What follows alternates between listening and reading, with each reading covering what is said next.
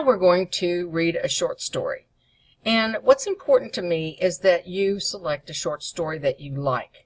At first I was going to have everybody read the same one, which is my favorite. And then I thought, no, let me let everybody have a choice of finding something that they enjoy. So let's look at the instructions together. You have two choices. First, you can go to this website and find an entire database of teenage short stories. Let's look at that website together. This is a fun database because, as you can see, the short stories are all in different collections, and they all have to do with teenagers and/or teenage reading. So this is an incredible database of free resources. So these are under topics, and then once you get to the topic, there are lots of choices within there. So these are possibilities. Or the short story I was going to have everybody read is my very favorite, which is called A Good Man is Hard to Find. That is accessible here through this link, and it's also accessible through the PDF that you'll find at the bottom of the assignment page. You can find that PDF of the story right there. Wee tiny pitch for that story. Again, pick what you like, but here's the reason I love that story. This darling gal, Flannery O'Connor, was born in Savannah, Georgia in 1925.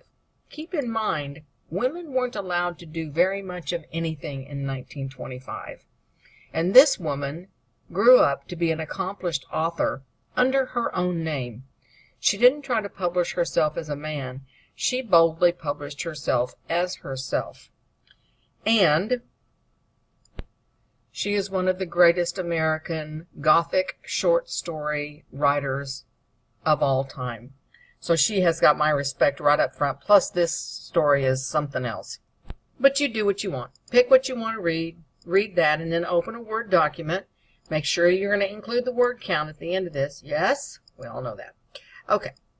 In 3 paragraphs, you're going to answer the following questions. First, what is irony? Yes, you're going to use Google and you're going to research that. And there are also some study pages in this course.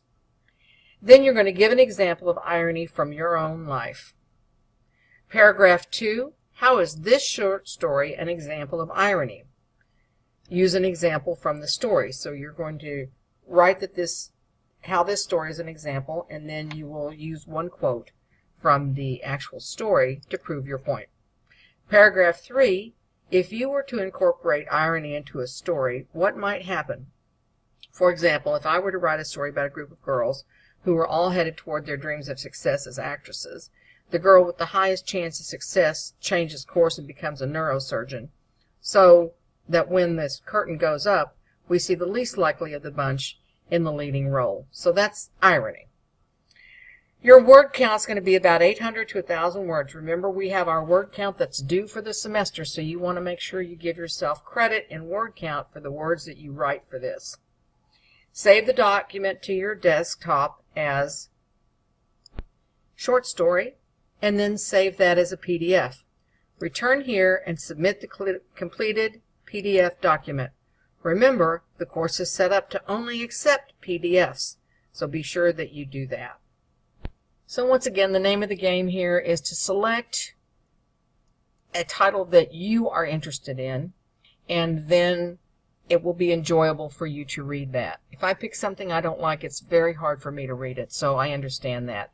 If you want to go with the selection that I have, that's great. If you want to pick one on your own from the website I showed you, that's great. If you want to Google teenage-themed short stories, you can do that as well.